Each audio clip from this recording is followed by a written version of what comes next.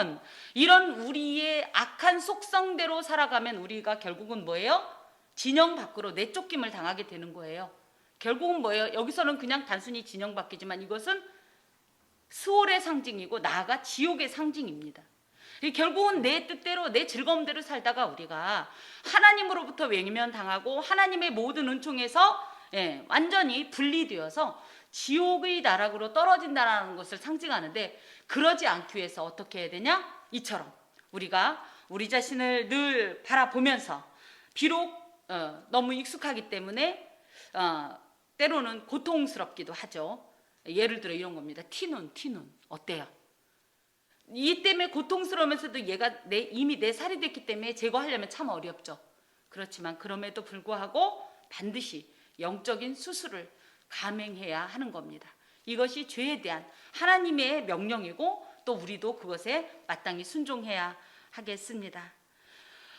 이것이 또 진영 밖으로 다 내보낸다는 것은 실제적으로는 건강한 교회를 유지하기 위한 성경에서 치리에 관한 이런 말씀을 하십니다. 교회가 요즘 치리가 살아있나요? 헌법에는 치리가 있습니다. 그런데 치리를 실제적으로 실행하지 못하고 있는 건지 안 하고 있는 건지 그렇습니다. 이 치리라고 할 때는 심각하게 이 교회 공동체의 영적 건강을 훼손했을 때, 그리고 이 단합을, 교회 내의 이 하나됨을 자꾸만 회방할 때, 교리적으로 큰 문제가 있을 때는 그를 몇 번 나아가서 권면하지만 그것을 도무지 받아들이지 않을 때, 쉽게 말하면 이 안에 신천지가 있다, 우리가 가장 대표적으로 아는. 근데 발견을 해요. 목회자들은 거의 다 발견을 합니다. 그래서 가서 조용히 얘기합니다. 그거에서 돌아서라. 근데 돌아서지 않으면 다시 한번 또 이야기합니다. 그렇게 되면 이러저러한 일이 있을 거다. 그런데도 끝까지 돌아서지 않으면 결론적으로 어떻게 하냐면 이제 치리 같은 거를 하게 됩니다. 그런데 방금도 말씀드렸듯이 지금 현대 이 교회 현재적으로 치리가 별로 없어요. 또 치리를 하면 어때요? 무슨 집사님 당분간 집에서 조용히 근신하면서 다시 부르는 그날을 기다리십시오, 이렇게 얘기했다. 그러면 어떻게 하죠? 그죠? 메롱, 여기 아니면 교회 없냐? 그래놓고 다른 교회로 슬쩍 가게 됩니다. 사실은 그래서 이명증서라는 게 있어요. 이게 무슨 얘기냐면 어떤 집사님이 이곳에 있다가 다른 교회를 가게 되면 이 교회에서 정말 신앙생활 잘하던 사람이고 이분은 굉장히 신앙이 건전합니다, 건강합니다라는 어떤 이런 목회자의 보증 내지는 어떤 추천서 같은 걸 갖고 원래 다른 교회로 이동하게 돼 있는데 한국 교회는 아직 그런 것이 익숙하지 않습니다만은 그런 경우에 이렇게 진영 밖으로 내보낼 수 있습니다. 자, 그러면서 여기에 보니까 남녀를 막론하고, 성경의 기본 정신은 남녀를 막론하고입니다. 그런데 대부분은 성경을 어떻게 오해하냐? 남성 우월주의로 많이 오해합니다. 하나님은 돕는 배필이라는 것이 부가적인 어떤 존재라는 뜻이 아니에요. 양말이 한 짝만 있으면 양말이에요, 아니에요? 이런 겁니다. 돕는 배필이라는 건 한 쌍을 말하는 거예요. 남자가 혼자 있으면서 생육하고 번성하여 땅에 충만할 수 있어요? 남자끼리의 연합이, 여자끼리의 연합이 하나님의 이 명령을, 그죠? 이행할 수 있습니까? 그런 의미에서 하나님의 이 모든 명령을 가능하게 하는 하나의 커플, 파트너란 뜻인데, 돕는 배필이라는 말을 그 액면 그대로 받아들여서 특히 한국교회에서는 남성 우월, 그 다음에 여성은 굉장히 좀 비하하는 어떤 이런 경우가 있는데 그렇지 않습니다. 성경의 기본 정신은 남녀를 막론하고입니다. 그러면서 남녀를 막론하고 다 진영 밖으로 내보내야 되는데 왜 그러냐면 그들이 진영을 더럽히기 때문이다. 그래서 2절의 이유입니다. 왜 이 사람들을 추방하거나 징계를 해야 되는지. 죄는요, 방치하면 어떻게 돼요? 점점. 그래서 그때마다 잘게 났을 때 얼른 처리하지 않으면 이게 어려운 겁니다. 특히 죄는 가만히 있지 않습니다. 물론 무형이고 인격은 없지만 분명히 이 죄는 전염력이 있습니다. 그래서 누군가가 죄를 짓게 되면 나도 그 마음에 담대함을 얻어서 함께 그 죄와 먹고 마시게 되기 때문에 이 죄는 반드시 근절해야 하는 겁니다. 또 그 가운데 왜 남녀를 이 진영 밖으로 그 부정한 자를 내보내야 되는지를 말씀하시는 게 내가 그 진영 가운데에 거하기 때문입니다. 하나님은 거룩하신 분으로 부정과 동행할 수 없어요. 동거할 수 없습니다. 거룩하신 하나님은 죄와 결코 함께 갈 수 없어요. 그래서 죄인은 하나님과 결코 동행할 수 없습니다. 우리가 오늘도 예배하면서 뭘 하나요? 참회의 시간을 갖게 되는 이유가 이런 것입니다. 하나님께서 절대 죄된 마음을 받지 않으세요. 죄를 품은 마음을 받지 않으세요. 오히려 도리어 토에 내치십니다. 그렇기 때문에 이 문제를 반드시 해결해야 하는데 바로 뭐냐? 하나님께서 이곳에 지금도 거룩한 성령으로 함께 거하시기 때문이라는 거죠. 그랬더니 이스라엘 자손들이 즉각 이 일을 행했다. 왜 그러냐 할 때 이 명령은 모세가 한 것이 아니라 1절에 보니까 누가 말씀하신 거예요? 여호와께서. 그래서 모세가 성격이 너무 칼 같아가지고 이런 일을 한 것이 아니라 이것은 다 하나님의 명령에 따라서. 그런 의미에서 우리 또한 신앙의 어떤 청소부가 되어야 할 필요가 있어요. 무슨 얘기냐면 교회 안에 잘못된 교훈을 가르치거나 그것을 전하거나, 물론 이렇게 대단한 어떤 그 잘못된 교리를 가르치는 경우가 있을지 모르겠지만 그런 경우도 있는데, 저는 교회 안에 있는 은근히 스며든 미신들 말이에요. 교회 안에 미신이 있습니까 없습니까? 성경적이지 않고 전혀 신학적 근거가 없는 미신들이 은근히 많아요. 여러분들 자꾸 그런 말에 혹하지 마세요. 제가 예전에 너무 가난하고 힘에 겨우니까 정말 복을 받고 싶었어요. 정말로 돈이 필요했어요. 뭐 복이라고 얘기하면 너무 그렇죠. 아주 리얼하게 말합시다. 돈을 벌고 싶었어요. 돈이 필요했어요. 그래서 제가 구역장님께 여쭸어요. 구역장님, 내가 돈이 필요합니다. 돈을 많이 받으려면 어떻게 해야 되죠? 그랬더니 저보고 그러는 거예요. 그 구역장님께서 일주일 동안 하나님 앞에 가서 무릎 꿇고 기도해라. 그럼 하나님이 응답하신다. 이렇게. 그래서 저는 그 말을 찰떡같이 믿었어요. 그래서 오냐, 내 일주일 이거 못하랴. 그래서 일주일 동안 가뜩이나 지금과는 조금 다릅니다. 지금도 목청이 좋지만 그때 훨씬 더 좋았어요. 목사님께서 사택에 거하셨는데 이 카랑카랑한 이 목청을 가지고 밤새도록 주여를 얼마나 외쳤는지 목사님께서 나중에 도대체 무슨 일 때문에 그렇게 밤새 사람 잠 못 자게 이렇게 하냐 이렇게 내려오실 정도였는데, 그렇게 일주일 동안 기도하고 나서 어떤 일이 있었을까요? 저는 제 남편에게 S그룹에서 무슨 연락이 오거나 이런 기적이 있을 줄 알았어요. 없었어요.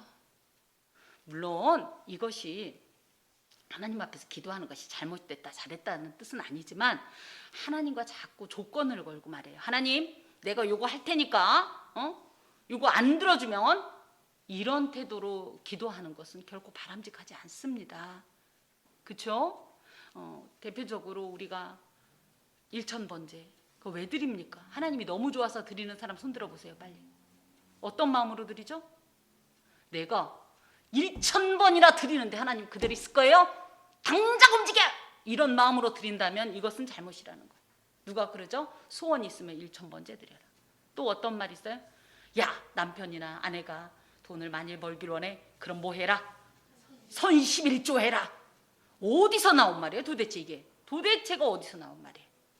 여러분, 이런 식으로 자꾸만 이렇게 성도들의 마음을 미혹하고 하나님이 아닌 하나님을 향하게 하지 않고 하나님을 이용해서 뭔가를 하려고 하는 이런 수많은 말도 안 되는 이런 미신과 같은 일들이 일어나고 그것을 전한다면 그분에게 가서 용감하게 말씀하셔야 돼요.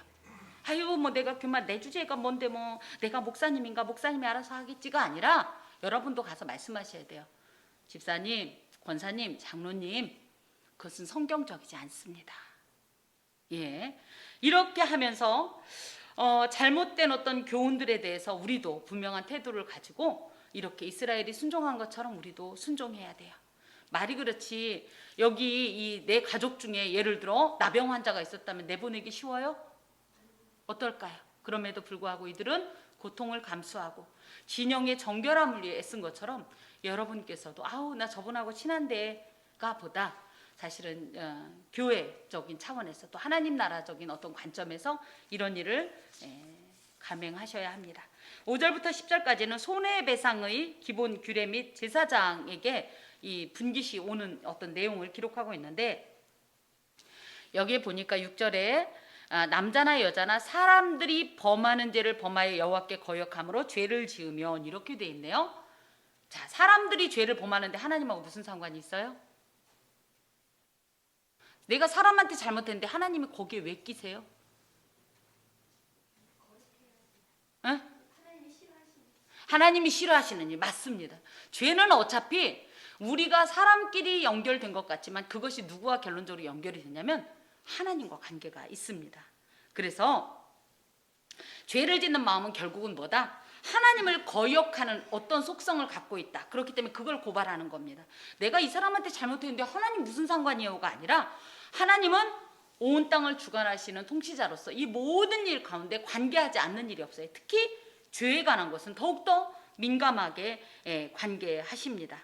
그래서 특히 사람에게 범하는 죄들은 개인적인 죄라고 해서 물질적인, 그쵸? 또 정신적인, 또 육체적인 어떤 이런 상해를 범할 수 있지만, 이것이 하나님과 관계가 되면 하나님을 뭐 때릴 수가 있어요, 뭐가 할 수 있어요. 그렇지만 이 마음 자체가 하나님께 반기를 들어 결국은 이 죄는 하나님을 대적하는 마음으로 사람들에게 행했다라는 어떤 이런 원리로 이것을 하나님께 거역함으로 죄를 지었다라고 말씀하시는 겁니다. 그럴 때는 어떻게 해야 되냐면 7절에 보니까 그 지은 죄를 자복해라. 그래서 저도 몇 번이나 쓰는 내용이고 이제 가장 좀 많이 알려진 이야기니까, 영화 밀양이라는 곳에서 계속 그 얘기 하잖아요. 전도연 씨가 어때요? 그 여배우의 아들이 유괴를 당해서 결국 죽임을 당했고, 그 범인이 감옥에 있을 때 이 사람은 그것을 참다 못해서 이 방법 저 방법을 쓰다가 마침 교회에 가서 기도를 해서 마음이 뜨거우니까 용서하라고 그러니까 내가 그 사람을 용서해야 되겠다고 그 감옥에 찾아간 거 아닙니까? 그랬더니 그 사람이 그 감옥에서 너무나 뻔뻔스러운 얼굴로 뭐라고 하냐면, 나는 이미 하나님의 은혜로 용서함을 받았다라는 거예요. 그래서 자기 너무 행복하다는 거예요. 그때 그 여배우가 절규하는 소리가 뭡니까? 내가 아직 용서하지 않았는데 누가 용서를 해? 예. 우리가 그렇습니다. 직접 대고 얘기하고 하나님하고 해결하면 되겠죠가 아니라 뭐다? 반드시 수평적인 관계에서의 허물을 바로잡고 어그러짐을 바로잡고 나야 하나님과의 이 수직적인 관계도 온전해지는 겁니다. 그래서 우리가 뭐라 그래요? 우리가 우리에게 잘못한 사람을 용서한 것 같이, 그렇죠? 이게 수평적인 관계가 풀어져야 수직적인 관계가 풀어진다는 내용이 바로 이 자복한다라는 마음이에요. 이것은 진심 어린 어떤 이 사죄와 참회를 동반해야 돼요. 그냥 형식상은 의미가 없습니다. 하나님은 누구보다도 그 중심을 아시기 때문에 누구에게 이 용서를 빌거나 할 땐 진심 어린 어떤 이런 마음으로, 이것이 사실은 최선의 행동입니다. 죄 지은 사람이 보상하기에 앞서서 자기가 잘못했노라고 이야기하는 것이, 죄를 인정하는 것이 굉장히 중요합니다. 그런 다음에 그러고 나면 온전히 갚아야 되는데, 온전히 갚는다는 것은 원상태로 완전하게 돌아가게 한다라는 거예요. 그러면 원상태로만 완전히 돌아가게 하면 되는 거냐? 그게 아니라 사실은 거기에 보면 5분의 1을 더해라 이렇게 되어 있습니다. 우리 속건제 때 5분의 1 더하는 거 배웠죠. 그만큼 죄로 인한 이익은 작고 대가는 크기 때문에 절대 함부로 죄 짓지 마라, 이런 의미를 가지고 있습니다. 그래서 그 사람한테 돌려주려고 했는데 알고 보니까 그 사람이 어떻게 됐냐면 없어요. 죽었거나 이렇게 될 경우에는 많은 것이 아니라 어떻게 해야 되라? 친척. 8절에 보면 친척에게 그 죄값을 받을 만한 친척에게 줘라. 이 친척은 우리가 이제 룻기 등에 있는 고엘 제도와 관계가 있습니다. 기업을 물을 권리가 있는 사람한테 이것을 주어라. 가까운 친척에게 주면 그것이 곧 이 사람에게 갚는 것이다. 이제 이런 내용인데, 세상에 그 친척도 없어요. 그럼 진짜 그만둬도 되잖아요. 근데 하나님 참 집요하지 않아요? 거기서 끝이 아니에요. 그럼 누구한테 줘야 되냐면 9절에 보니까 물론 여호와께 드려야죠. 그 8절에 여호와께 드려야 돼요. 그럼 여호와께 드리려면 하늘을 높이 그것을 번쩍번쩍 들어 올리면 돼요. 하나님께 드리는 게 여기서 뭐예요? 사실은 제사장에게. 그래서 이렇게 레위인의 기업이 하나님인 것이 이런 식으로 해서 표현이 됩니다. 제사장에게 이렇게 줌으로 인해서 완전하게 갚게 되는 거예요. 자, 이런 내용 가운데에는 하나님과 사람 사이에 늘 균형 잡힌 삶을 살아야 합니다. 사람하고만 잘 지낸다고 끝이 아니고, 또 우리가 간혹 오해해요. 믿음 좋은 사람은 사람과는 막 살고 하나님하고만 굉장히 끈적한 관계로 살면 굉장히 잘 사는 줄 알지만 그렇지 않아요. 하나님께서는 하나님과도 사람과도. 그래서 우리가 대부분 이 참회의 기도를 드릴 때 물론 하나님과의 관계도 참회하면서 기도하지만 어떤 기도를 많이 해요? 하나님, 제가 이번 주에 제 아들에게 욕했습니다. 하나님, 제가 그 자매에게 바른 말을 하지 못했습니다. 이런 이 수평적인 것들도 참회하잖아요. 그런 의미에서 하나님을 믿는 사람은 이렇게 하나님과 사람 사이에서 균형 잡힌 삶을 살아야 하겠고, 진실한 회개는요 고백만 갖고 되지 않습니다. 행함이 반드시 수반되어야 이것이 그 효력을 나타내는 겁니다.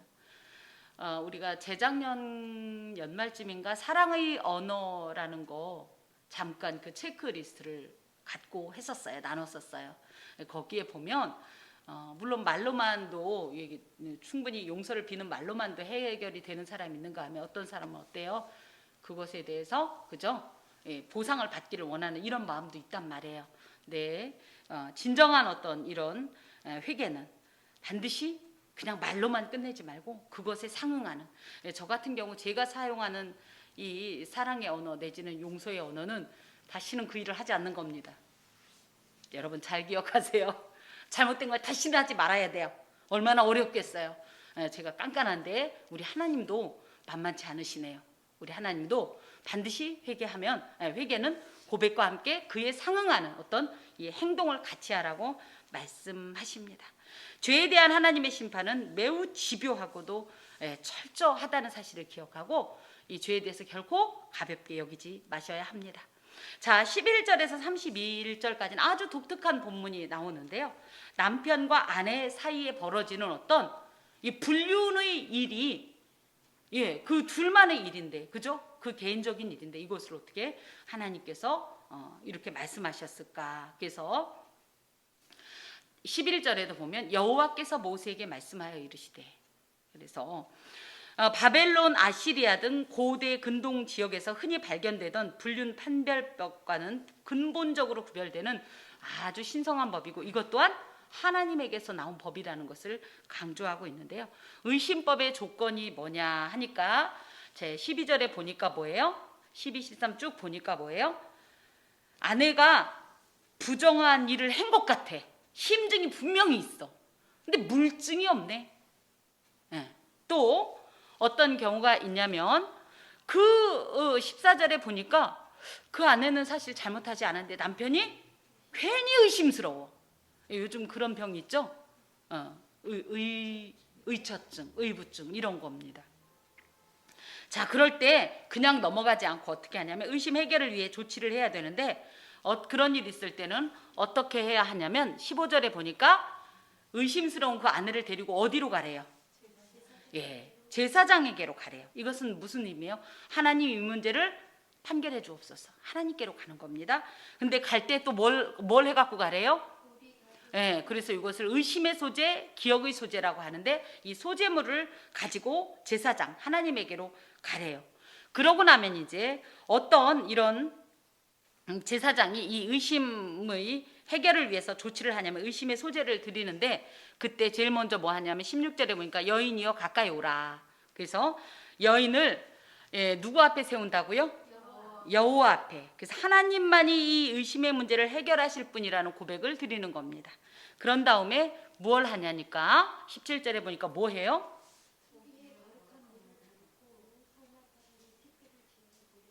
이겁니다. 거룩한 물은 어떤 물일까요? 옹웨이 정수물이에요? 성막에서 거룩한 물은 뭘까요? 물두멍에 있는 제사장들이 씻는 그 물을 토기에 담고 그 다음에 성막 바닥에 성막 바닥이 콘크리트로 돼 있지 않죠. 어차피 모래 위니까 모래에서 빡빡빡 긁어갖고 생각을 해봐요. 참, 그쵸? 제사장들이 씻던 물 맨날 그렇게 갈았을까요? 여러분 어떻게 생각해요? 물도 귀한데, 그죠? 그 물 가져온 것도 그것도 이런데 갑자기 바닥에서 막 탑세기를 막 꺼내더니 제가 충청도 사람이라 탑세기라는 말을 참 좋아합니다. 자, 막 그 티끌을 꺼내더니 막 넣어요. 그리고 나서 사실은 여기에는 안 돼 있지만 나중에 보면 23절에 보면 그러고서 뭐 해요? 저주의 말을 쓴 두루마리, 그러니까 그 말을 썼던 두루마리를 또 그물에다 막 빨아요. 그렇게 해서 그야말로 저주의 쓴물을 만듭니다.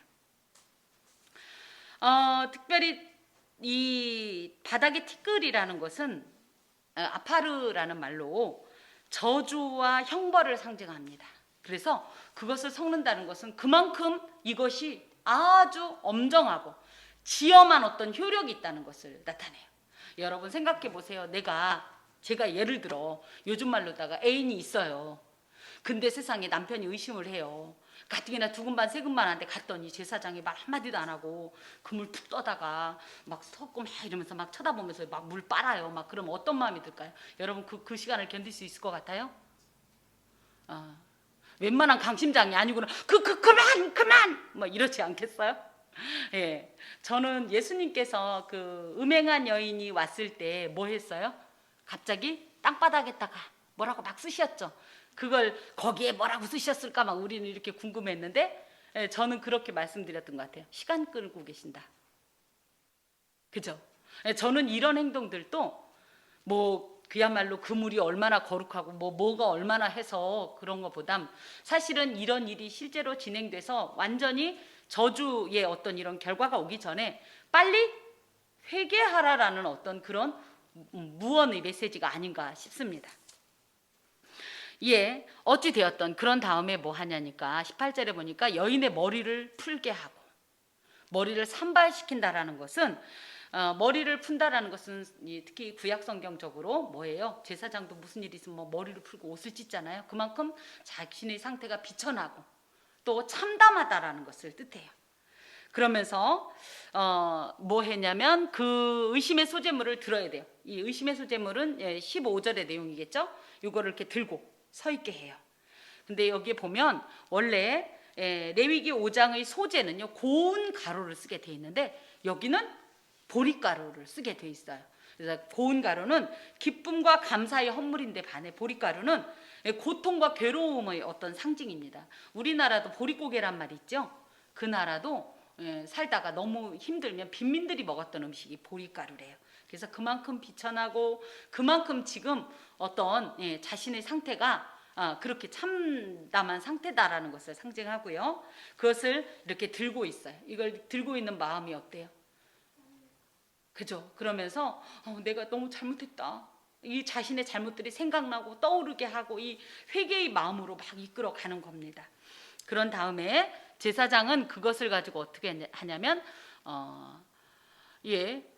그러니까 여인은 의심의 소재물을 들고 제사장은 저주가 되게 할 쓴물을 들고서 여인에게 맹세를 시켜요. 그래가지고 네가 이런 잘못을 안 했다면 오히려 해독을 면할 것이다. 그리고 나중에 보면 임신할 것이다. 이렇게 말씀하시고 이렇게 얘기하고, 그런데 네가 만약에 잘못했다면 어떤 일이 있을 거다? 21절에 보니까 여호와께서 내 넓적다리가 마르고 내 배가 부어서 내가 내 백성 중에 저주거리 맹세거리가 되게 할 거다. 이렇게 이야기를 합니다. 만약에 여러분 이런 생각 안 하세요? 막 이렇게까지 했어요. 그러니까 의심의 소재물을 들고 여기까지는 잘 참았어요. 근데 제사장이 이 말을 하는 거예요. 너 그렇게 되면 이 내 배가 붓는다는 건 실제적으로 뭐 이런 어떤 의학적인 내용이 있는데 생식기 이상으로 생식 기능이 쇠퇴하거나 아예 소멸되면 돼서 복부에 물이 차거나 아니면 자궁에 발생한 수종에 의해서 임파액이 고여 몸이 붓는 상태를 의미한대요. 그러니까 실제적으로 생식 기능 때문에 이쪽으로 문제가 생기면 이 사람은 평생 어떻게 되는 거예요? 그죠? 이 물을 마시면, 내가 만약에 죄가 있어서 이 물을 마시면 이런 일이 있어요. 근데 이 물을 안 마시면 적어도 거기까지는 안 가요. 그러면 물을 마시기 직전에 여러분 같으면 어떻게 할 것 같아요? 그쵸? 저 같아도 벌써 이렇게 짱구를 굴려 보시라고요. 머리를 막 굴려 봐요. 그러면 가만히 있어봐라. 내가 이걸 어차피 죄를 지었잖아. 어차피 이걸 죄를 지은 건 당연한 거고 마셔서 하나님이 판결을 하든지 아니면 내가 미리 토설을 하든지, 근데 결과 차이는 어마어마하죠. 그래서 간혹 이런 경우에 실제적으로 이 가늠한 사람들이 있다면 잠깐만요. 제사장님 할 말이 있어요. 이러면서 토설을 하기도 했대. 그러면 놀라운 게 뭐냐면 제사장이 이 저주가 되게 할 쓴물은 마시지 않게 하고, 그러니까 빨리 잘못했다고 빌어. 그런 다음에 추방을 했다고 합니다. 그런데 심장이 견고하거나 아니면 진짜 내가 죄를 짓지 않은 사람은 이 물을 마시는 거예요. 그래서 이렇게 이제 22절에 보면 이 말을 하면 여인은 아멘, 아멘. 뭐예요? 네, 그렇게 해도 마땅합니다. 이렇게 이야기를 하게 되고, 그러면 23절에 제사장이 그 두루마리를 막 빨아서 그 여인에게 24절에 저주가 되게 하는 쓴물을 마시게 해요. 자, 여러분 어때요? 이 물 마실만 할 것 같아요? 쉽게 얘기하면 뭐예요? 흙탕물, 그죠? 목욕물, 목욕한 물에다가 흙 넣고 먹 넣고 이렇게 해서 마시는 마음이 어떨까요? 여기에 보면 이걸 저주의 쓴물이라고 하는데요. 이 쓰다라는 말이 마라라는 말이에요. 출애굽기 15장에 마라. 그래서 저주의 물을 마시는 이런 고통스러운 괴로운 어떤 마음을 표현하기도 하고요. 이것이 실제적으로 죄를 지은 자에게는 마라의 역사가 일어난다라는 거죠. 그런 것을 상징하는데, 자, 그렇게 이제 얘기를 하게 돼 있어요. 근데 보니까 요거는 이제 순서대로 지금 제가 말씀드린 거고, 아까도 이제 잠깐 말씀드린 것처럼 제사장이 25절에 보면 그 의심의 소재물을 취해서 이 물을 마시기 전에 먼저 하나님께 이 예배를 드립니다. 제사를 드리게 합니다. 이것은 하나님, 나도 몰라요. 이 사람이 무슨 죄를 지었는지 하나님만 아십니다. 그러니까 하나님께서 이 모든 것을 판단해 주시고 결정해 주십시오 하는 하나님에 대한 어떤 이런 의뢰입니다. 이런 모든 것을 통해서 또 교훈하시는 것은 어떤 일이든지 내 생각대로 판단하거나 결정을 내리지 말고 하나님의 지혜를 신뢰하고 그분의 주권을 인정하면서 하나님으로 인정하고 하나님 앞에 모든 문제를 의탁하는 하나님 우선주의의 신앙이 이런 곳에서 이제 보입니다. 자, 그러고 나면 이제 26절에 이제 그 물을 마셨어요. 그랬는데 그 물을 마셨더니 결과가 나왔습니다. 그 결과 어떻게 됐어요? 남편에게 범죄하면 어떻게 된다? 실제적으로 그 저주가 임하는 거예요. 여기에 특별히 넓적다리가 마른다라는 표현은 이 여성의 생식 기능을 말합니다. 이 생식 기능의 이제 완곡한 표현이에요. 부드럽게 다른 말로 표현하는 것인데, 그래서 실질적으로 이제 완전히 불임의 상태가 되고, 그뿐 아니라 이쪽 이 생식기 쪽으로 실제적인 어떤 질병이 와서 다시는 여성으로서의 또 어머니로서의 이 영화로운 이런 어떤 일들을 이 직분을 감당하지 못하는 상태가 되어 버리는 겁니다. 그런데 28절에 보니까 그런 일이 없고 정결하면 어떻게 돼요? 오히려 이것 때문에 임신하리라. 우리나라 지금 입장에서 뭐 임신하는 게 뭐라고 할지 모르지만 그 당시에 여성은요, 여성에게 있어 임신은 하나님의 큰 복이었어요. 그리고 아주 큰 어떤 이런 자긍심, 자부심의 어떤 근거가 여인이 임신하는 겁니다. 그래서 한나나 사라나, 그죠? 뭐 이런 사람들이 임신하지, 뭐 라헬 같은 경우 임신 못해갖고 언니를 막 시샘하고 이랬던 마음이 바로 이렇게 연결이 되기 때문이에요. 우리는 그러죠. 아이고 무자식이 상팔자지 이럴지 모르지만 절대 성경적으로는 무자식은 안 상팔자입니다. 그래서 이런 복을 도리어 저주 대신 받게 된다라는 말씀을 해주세요. 그러면서 자 31절에 조금 불편한 내용을 기록합니다. 남편은 무죄할 것이요. 그러니까 여기서 시비 건 사람이 누구예요? 남편이에요. 그런데 세상에 자기 아내는 멀쩡했는데 강제로 시비를 걸었어요. 그랬으면 누가 잘못이에요? 그죠? 이 아내가 예를 들어 그 저주의 쓴물을 마셨더니 임신했어요. 그럼 뭐예요? 나는 깨끗하다 이런 표시면 무고죄로 확 집어넣어야 되는 거 아니에요? 그죠? 근데 여기 아주 눈을 불편하게 한다니까요? 뭐라고요? 남편은 무죄할 것이. 야, 이래서 하나님은 남자 편이야 일까요? 또 그러면서 여인은 죄가 있으면 당하리라. 그럼 뭐야? 이런 것에서 저희가 간혹 오해를 합니다. 마치 일방적으로 여성에게만 어떤 이런 것들을 이게 잣대를 두는 것 같고, 그래서 남녀 차별을 전제한 듯 하지만 사실은 이곳에서 강조하는 것은 남자와 여자가 아니라 죄가 있으면 당할 것이고 죄가 없으면 무죄다라는 것을 강조하는데, 어찌됐든 이 시대와 지금 이 시대의 이 물리적인 시간의 간극을 좀 저희가 생각할 때 그 시대의 어떤 이런 사회적, 문화적 어떤 관념을 저희가 조금 이해하면서 봐야 됩니다. 그런 의미에서 남자는 무조건 아무 잘못이 없는 게 아니라 만약에 이 여인의 상대방 남자가 밝혀졌다 그러면 이 남자는 어떻게 되죠? 무죄한가요? 그래요. 레위기 20장 10절에 보면 그 남자 돌에 맞아 함께 죽습니다.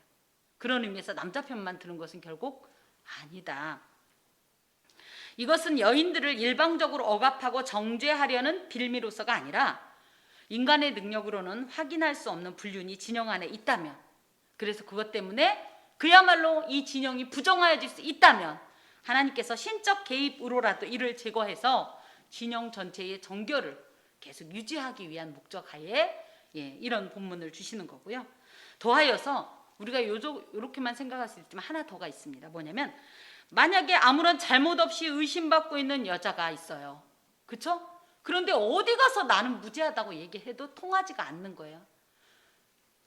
여기 계신 이런 형제들은 잘 이해하지 못하겠지만 아직도 그렇게 수많은 어떤 여권 신장이 있었음에도 불구하고 사방에서 여성이라는 어떤 묘한 차별과 편견이 저희는 실감하는 경우 많지요.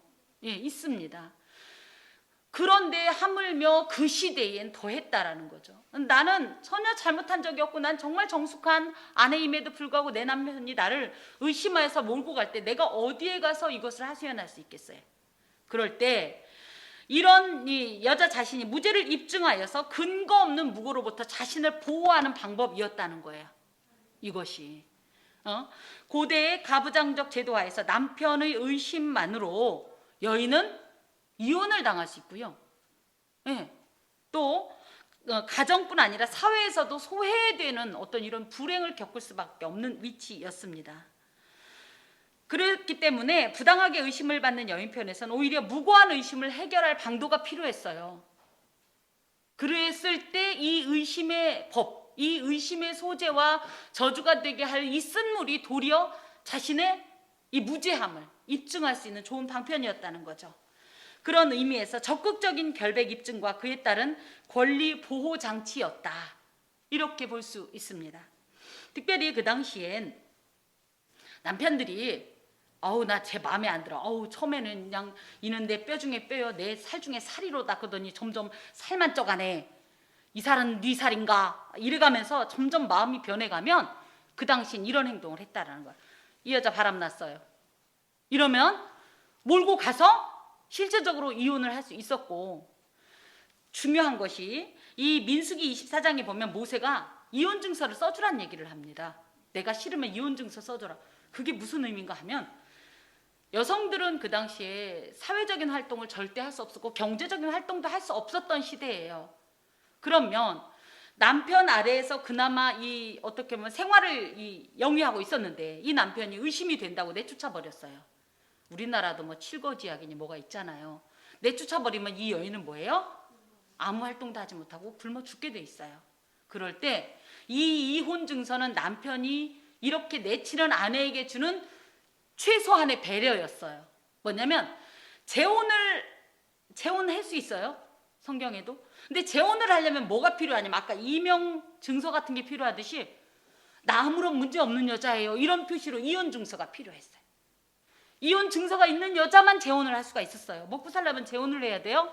근데 이혼 증서가 없으면 어떻게 해요? 재혼도 못 해요? 그래서 모세가 얘기하길 정이 네 마음이 싫어져도 적어도 그 사람에게 대한 최소한의 배려로 이혼 증서를 써줘라 이런 얘기를 한 거예요. 이런 시대에 정말로 누구에게도 하소연할 수 없는 여인들의 이런 억울한 어떤 입장을 이런 의심의 법으로 해소해주는 하나님의 참으로 아주 기묘한 어떤 이런 발상이었다라는 사실이죠. 하나님께서는 하나님의 백성 공동체에 경건한 삶을 요구하십니다. 그래서 대표적으로 뭐냐?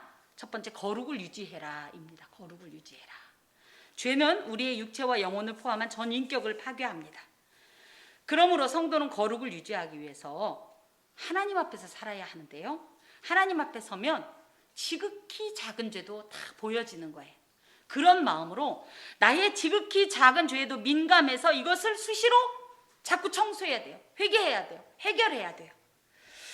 성도는 공동체의 거룩을 유지하기 위해서 스스로 자가 점검을 해야 됩니다. 영적 청결을 위한 점검을 해야 돼요. 아, 내가 괜찮은가? 그런데 어머, 이게 청소만 돼서는 안 되겠네 하는 부분은 과감하게 결단하고 수술적 행위가 필요합니다.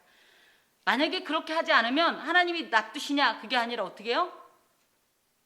하나님이 직접 공의의 칼날과 정의의 손을 드십니다. 하나님이 손대기시기 전에 내게 죄가 있다면 어떻게 해라? 얼른 해결을 해라. 또 한 가지 하나님께서 하나님의 백성 공동체 일상 중에 원하시는 경고는 뭐냐면 분열되지 마라. 나누이지 마라. 분열의 방지입니다. 의심은 모든 관계를 분열시키는 매우 위험한 감정이지만 실체입니다. 그래서 이 의심은요, 사람과도 나누게 하고 하나님과도 나누게 합니다. 이 의심은 한번 시작되면 이성을 잃게 되고 그로 인해서 결국은 어떻게 돼요? 쉽게 말하면 의부증이나 의처증이 있는 사람은 어떻게 되죠? 행복한가요? 그 삶이 황폐해지고 완전히 이렇게 멸망하게 되는 경우가 많은데요. 그러므로 의심이 생기면 이것을 그냥 두거나 피하지 말고 이것을 해소하기 위해서 적극적으로, 근데 쌍방간에 노력을 해야 된다라는 거예요. 하나님께서 하나님의 백성 공동체에 원하시는 것은 하나님 안에서의 하나됨입니다. 그러므로 가능한 대로 이 하나님을 위해 하나님 안에서의 하나됨을 위해서 의심을 해결해야 되고, 가능하면 의심보다는 사랑과 용서의 관용의 마음을 가져야 하겠습니다. 한편 의심은 사람 관계뿐 아니라 하나님의 관계 속에서도 얼마든지 발견 가능합니다. 여러분, 하나님을 한 번도 의심해 본 적 없어요? 이 침묵은 무엇입니까? 전혀 뭐 그런 일이입니까? 아니면 이런 뜻입니까? 저는 씁니다. 저는 많습니다. 그럴 때 하나님을 향한 의심 질문할 수 있어요? 아무리 목사님이 우리 교인들이 하나님이 계시다는데 나는 눈을 씻고 봐도 당신이 없는데 어떻게 하면 좋아요? 이렇게 말씀하실 수? 이렇게 말씀하시면 하나님이 갑자기 번개를 내릴까요? 아니에요. 이렇게 얼마든지 하나님께 질문할 수 있어요. 오히려 그것을 안 믿어지는데 믿어지는 척 하고서 뒤로 들으세요. 이거 그런 게 어디 있어? 이거보다 훨씬 나아요. 진실하게. 그래서 오히려 이런 하나님을 향한 의심이나 의혹을 감추거나 오히려 모른 척 하지 말고, 이거 몰라, 세월이 가면 어떻게 되겠지 하지 말고 정면 승부하세요. 하나님, 도무지 당신이 안 들리고 안 보이는데 뭐 어쩌란 말이에요. 하나님, 정말 되시면 나한테 당신이 계시다는 것을 보여주세요. 그렇다고 해서 그럴 때 막 갑자기 하늘에서 막 하나님 얼굴이 나타나고 구름이 뚝뚝 떠오르고 막 이러는 거 말고 분명히 하나님은 보여주셔요. 그래서 이 관계를 해소하기 위해서, 그래서 하나님과 나누이지 않고, 사람과도 나누이지 않아야 되지만 하나님과도 나누이면 안 돼요. 하나님과도 하나 되기 위해서 이런 어떤 의심이 들 땐 적극적으로 하나님 앞에 어필하시고 말씀하시라니까요. 진짜로 보여주세요. 못 믿겠어요. 근데 놀라운 게 뭔지 아세요? 그렇게 말하는 자체가 믿음입니다. 하나님이 아주 안 계시다면 그런 말도 안 해요. 그런데 할쏭달쏭할 땐 확실하게 하기 위해서 이런 하나님 앞에서도 이런 의심법을 적용할 수 있어요. 그렇다고 막 늘 그러라는 건 아니고, 너무 또 잘못 제가 너무 극단적으로 또 말씀드리는 것 같을까봐 얼마든지 하나님과의 관계를 위해서, 하나됨을 위해서 이런 하나님을 향한 어떤 의심이나 의혹, 오해들을 질문하시고 그것을 위해서 적극적으로 해소하기 위해 애써 보십시오. 반드시 하나님께서 여러분에게 당신의 당신됨을 보여주실 것입니다.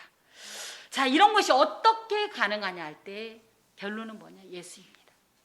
예수 안에 있으면 주님의 뜻대로 살려고 하게 돼요. 하나님 뜻을 알게 돼요. 예수 안에 있으면.